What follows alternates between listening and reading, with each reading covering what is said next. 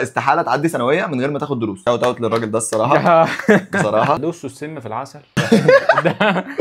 عايزين جد بقى بنصور. ها السلام عليكم، انا مروان. نزلت لكم اسقايه بنسال فيها لازم دروس ولا من غير دروس. لازم في ايه؟ لازم في ثانويه يعني. قلت اجيب لكم حد عمل انجاز كبير في ثانويه عامه وما شاء الله بقى مهندس وهو شاطر جدا وطلع رابع الجمهوريه اللي هو انا يعني. دم تقيله. انا قلت انت هتقدمني بقى وبتاع. لا ماشي، بس انت خدت دروس. ده انا خدت دروس على طول على فكره. على طول بتلاقي ان اللي ما خدش دروس طلع اوائل الجمهوريه واللي خد دروس بيبقى داخل جامعه خاصه. بس لا معكوسه هنا. ايه عليك؟ انا ما خدتش دروس. الدروس اوفر ريتد باشا. ما جربتش انت شربيني؟ دي مش دعايه لشربيني. محدش ياخد على شربيني. اوفر ريتد. اتاكدتها عامه. لا انا غريب. يعني هنحكي بقى قول لي القصه. يعني انت ما خدتش دروس، عملت عامه ايه؟ دي قناتك، استضيفني.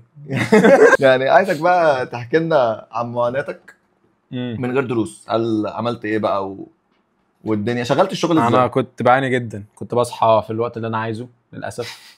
كنت بنام في الوقت اللي انا عايزه يا عم للاسف. بذاكر الماده اللي انا عايزها في اليوم اللي انا عايزه للاسف. ده حاجه صعبه جدا. انت ازاي استحملت كل ده؟ يا عم احنا بناكلك فراخ كل يوم متضايق.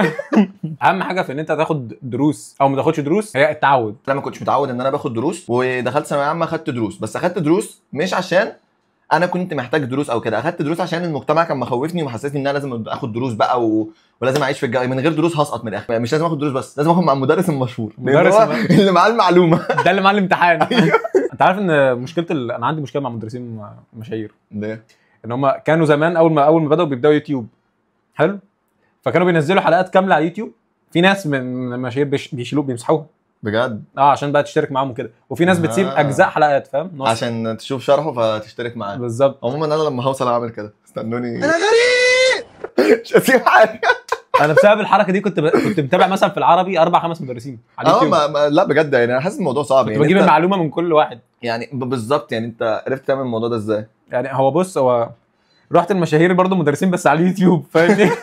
بس كان عندهم مشكله. انا بقول لك عليها اللي هي بيشيلوا الحلقات. فانت بتقعد تلقط. فانا مثلا اسمع حلقه مثلا مع رضا الفاروق، اسمع حلقه مع محمد صلاح، اسمع حلقه. طب كنت بتسيرش ازاي على اللي انت عايزه؟ يعني انا دي يعني بحس ان معظم الناس مش عارفه تسيرش اصلا. دي مهاره، دي سكيل.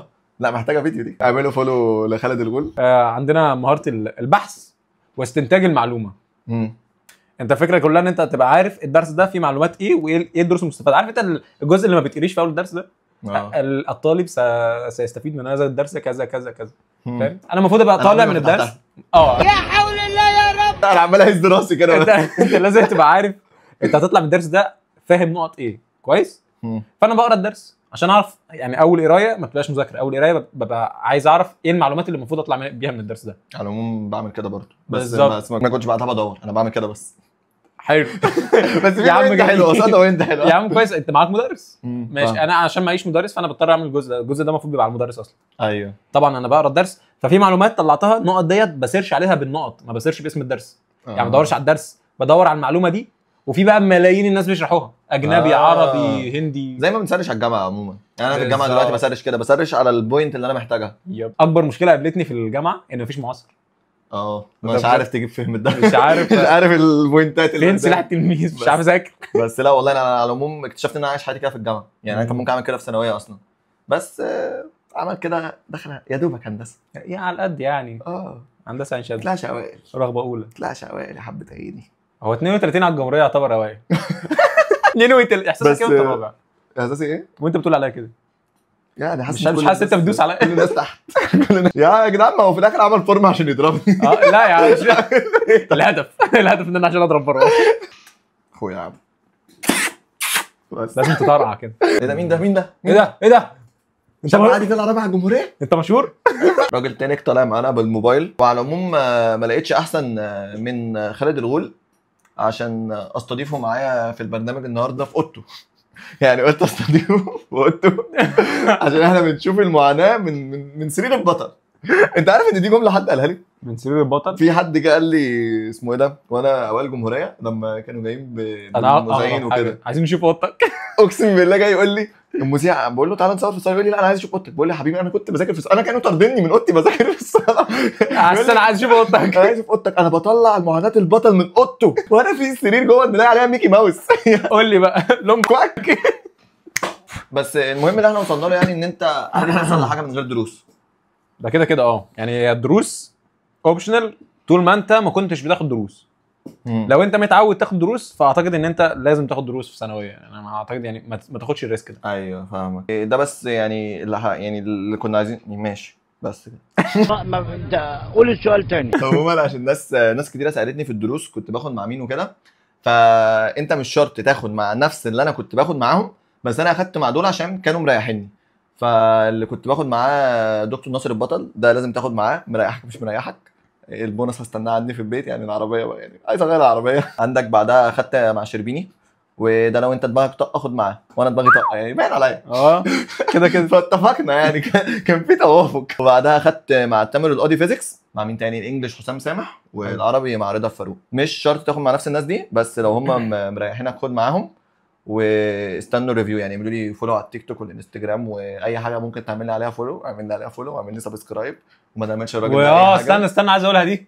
سبسكرايب وفعل زرار الجرس. كل المدرسين اللي انا كنت بتابع معاهم، لان انا زي ما قلت ما كانش مدرس واحد، كنت بجمع المعلومه اللي انا عايزها من كذا حد. ماشي، هو يحب الرمرمه من هو صغير. حتى في الاكل بيرمرم، باين بالظبط يعني. ماشي. فممكن مثلا نبدا بالعربي. كان رضا الفاروق اجزاء منه، محمد صلاح واستاذ عبد الله الشهاوي، دول اللي انت هتستفاد منهم قوي. في الكيمستري كنت جوزيف عادل وناصر البطل شويه.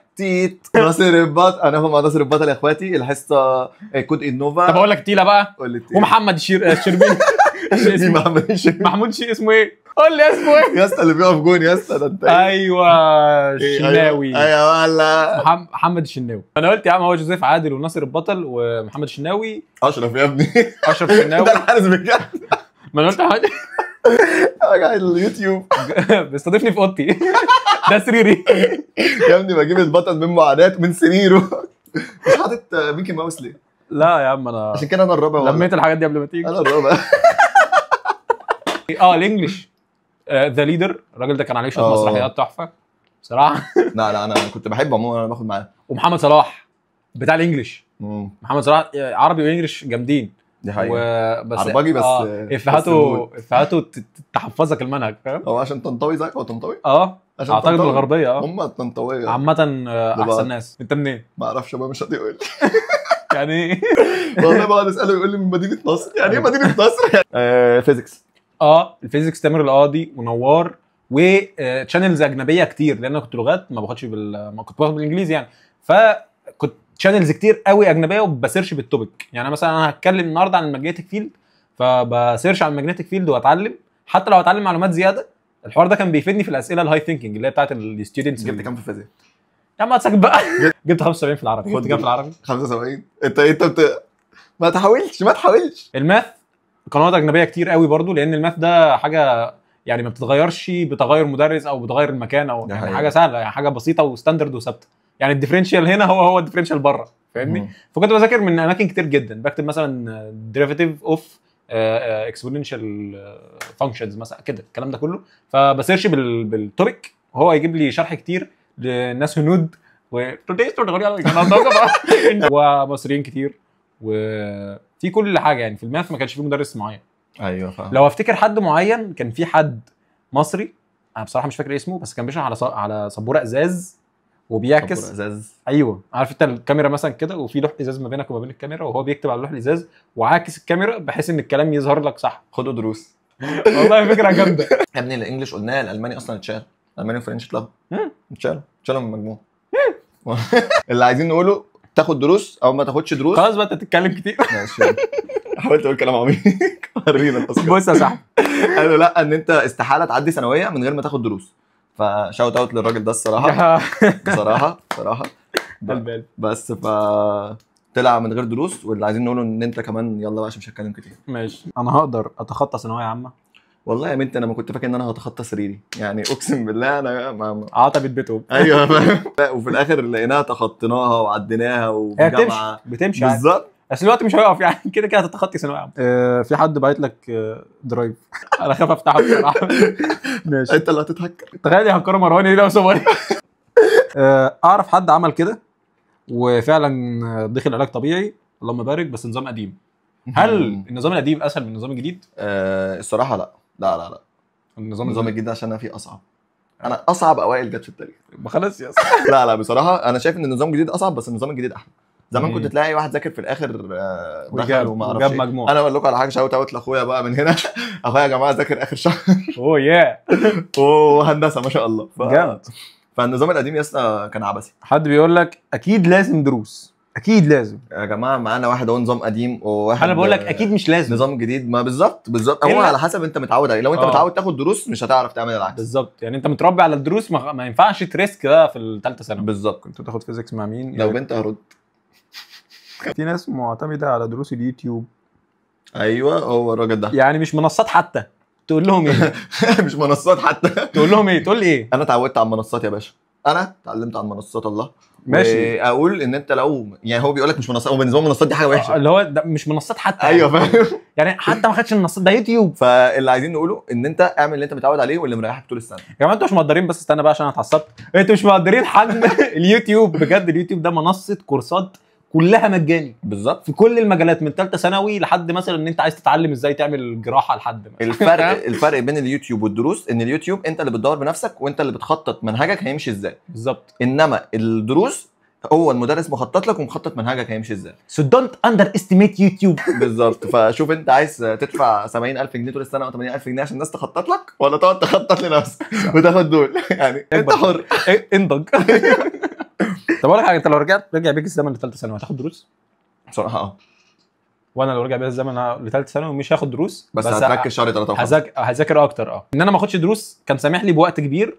فانا بصراحه في وقت شهر 3 مثلا اتغريت بالوقت ده. ما بيبقاش مزنوق ب8 ساعات بقى وحاجات زي كده. مش مزنوق يعني انا عادي كنت مرتاح فاتغريت بالوقت ده شويه فضيعت وقت حبتين 3 في شهر 3. بس انا الصراحه كنت هاخد دروس عشان مش عشان حاجه بس عشان اتعلقت بالمدرسين. صدمت بقى.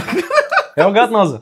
خدت الصدمه بجد. والله عادي بس الواحد بيبقى عايز يبقى في امان مش اكتر. نفس السبب اللي انا خدت عشانه دروس عموما. قضيت سنين دراستي كلها من غير دروس اساسا بس السنه دي غير برضه نفس قصه مروان. اخدت دروس بس اللي عايز اقول لك ان اللي مش هيفرق معاكي هو الدروس.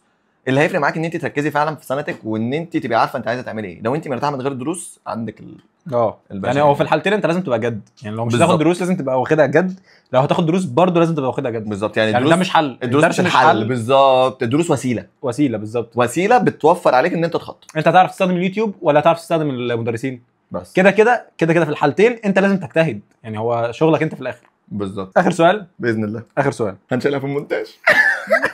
ناصر البطل بينزل بال 24 ساعه. يا جدعان كله لمصلحتكم. كله لاجل مصلحتكم. كله لمصلحتكم. انت ضيعت من وقت بني ادم 24 ساعه. يعني حتى ساعات النوم ما احترمتهاش يا اخي.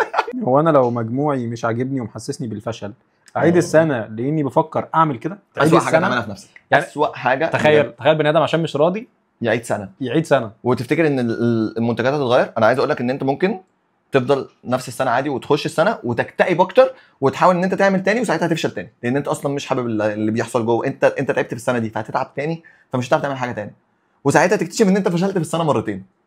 بجد حاسس ان الناس محتاجه تتعلم الرضا الاول قبل ما تتعلم ازاي تنجح. فاهم؟ بالظبط. ارضى بالنتيجه. طالما انت حطيت المجهود بتاعك اللي انت راضي عنه انت راضي بمجهودك اللي انت قدمته ارضى بالنتيجه. خلاص بالظبط. بس وعايز اقول حاجه. انا في واحد صاحبي شال في ثانويه عامه ماده ويكمل شغل على نفسه عادي. يعني هو كمل يشتغل على نفسه ومش لاقي حكمه اقولها. الحمد لله لسه عايش. لا تعالى انت بتاخد دروس؟ بتاخد دروس؟ قرآن. لا لو كده ناخد دروس. لو كده ناخد دروس فعلا. عايز اقول لك انا هو واحد طلعت رابع الجمهوريه نجحت في ثانويه عامه جدا. هل معنى كده ان نجحت في حياتي؟ بعيدا عن الهزار اللي احنا بنعمله دلوقتي فلا. انا لسه ما وصلتش اي حاجه في حياتي. لسه ما بعملش اي حاجه في حياتي. انا كل اللي انا عملته ان انا دخلت كليه زي اي حد عادي جدا. فلسه بشتغل على نفسي وبعمل حاجات كتيره واللي انا بعمله دلوقتي ده يعتبر حاجه من اللي انا بطور نفسي فيهم اصلا. اللي عايز اقول لك ان هي مش مقياس لاي حاجه. انت ممكن تطور نفسك بره ممكن تبقى حاجه تانية وانا ممكن ابقى حاجه تانية اصلا بره الدراسه رغم ان انا ناجح في الدراسه بس يعني هي مش مقياس. تحفه. انا قلت كلام عميق. لا حلو. قلت كلام عشان نقفل بقى الحلقه.